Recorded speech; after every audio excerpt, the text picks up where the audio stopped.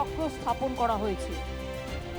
তৈরি করা হয়েছে 4টি প্রবেশদ্বার, পূর্ব দিকে সিংহদ্বার, পশ্চিম দিকে ব্যাঘ্রদ্বার, দক্ষিণ দিকে অশ্বদ্বার এবং উত্তর দিকে হস্তিদ্বার।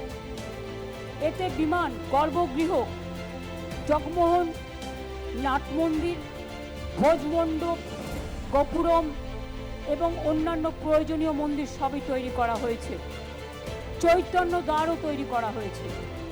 রত্নবেদীর ওপর ভগবান জগন্নাথ, ভগবান বলভদ্র এবং দেবী সুভদ্রার পাথরের তৈরি বিগ্রহ যেমন আছে, তেমনি নিম কাঠের তৈরি জগন্নাথ, বলরাম, সুভদ্রাও আছেন।